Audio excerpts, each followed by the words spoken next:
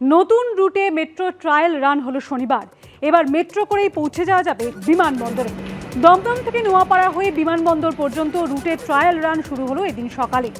এই রুটের পোশাকি নাম ইয়োলো লাইন।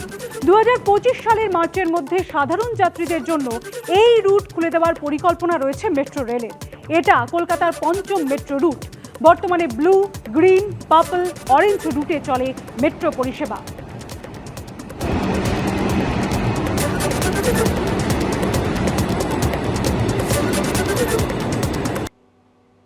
এবার আইএসএফ করার অপরাধে আবাস যোজনার তালিকা থেকে নাম বাদ দেওয়ার অভিযোগ উঠল উত্তর 24 পরগনার দেগঙ্গায়। তৃণমূলের বিরুদ্ধে স্বজন পোষণের অভিযোগ তুলে ক্ষোভ উগরে দেন আইএসএফ কর্মীদের একাংশ। পঞ্চায়েত উন্নয়ন আধিকারিক অভিযোগের সত্যতা স্বীকার করলেও মানতে নারাজ স্থানীয় তৃণমূল নেতৃত্ব। যার 50 বিঘে সম্পত্তি, দোতলা বাড়ি, আমাদের টোটাল পাড়ার মধ্যে যে আদি বড় লোক তারা পাচ্ছে ঘর। আমরা বিরোধী পার্টি করছি বলে আমাদের লিস্টে নামগুলো যাচ্ছে, আধা রাস্তায় গিয়ে আমাদের লিস্টগুলো দেখে দেখে ফেলে দিচ্ছে।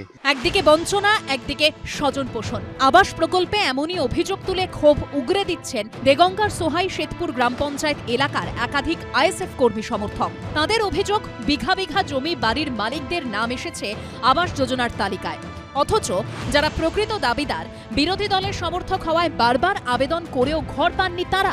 যে ন্যায্য পানিয়াওয়ালা সে পাক, সঠিক, আমার কোনো দুঃখ নেই, কিন্তু যে পাওয়ার যোগ্য না সে পাচ্ছে, সেখানেই আমার ক্ষোভ দাঁড়িয়ে যাচ্ছে।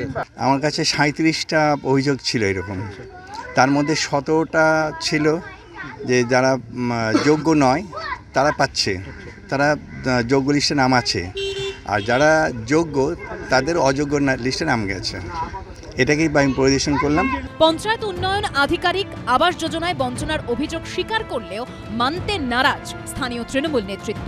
যারা অভিযোগ করেছিল একদম সঠিক অভিযোগ, তাদের ঘরের অবস্থা ভালো না, শুধুমাত্র বিরোধী দল করার অপরাধে তাদের নাম কেটে দিয়েছে তৃণমূল, এবং সেখানে একটা বড় রফার প্রস্তাব দেওয়া হয়েছে। বাংলার মানুষের বাড়ি যারা দিচ্ছে না, তারা বাংলাকে যেভাবে বঞ্চনা করছে, সেই বঞ্চনার কথাটা তারা আগে স্বীকার করে আসুক। মানুষ, মমতা বন্দ্যোপাধ্যায় বাংলার জননেত্রী, তিনি মানুষের মাথায় ছাদের ব্যবস্থা করার চেষ্টা করছেন। রাজ্য সরকারের আবাস প্রকল্প নিয়ে রাজনৈতিক আকচাকচি চলছেই, কিন্তু প্রকৃত দাবিদাররা মাথার উপর পাকা ছাদ কবে পাবেন? সমীরণ পালের রিপোর্ট, এবিপি আনন্দ, উত্তর 24 পরগনা।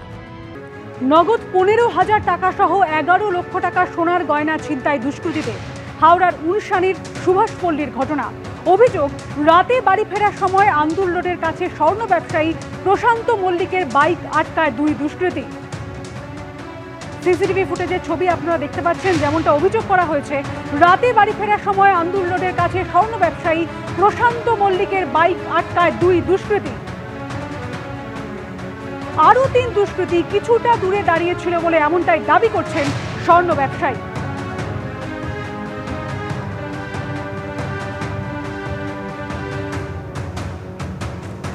এরপরেই তাকে ধাক্কা মেরে নগদ 15,000 টাকা ও 11 লক্ষ টাকা সোনার গয়না নিয়ে চম্পট দেয় দুষ্কৃতীরা।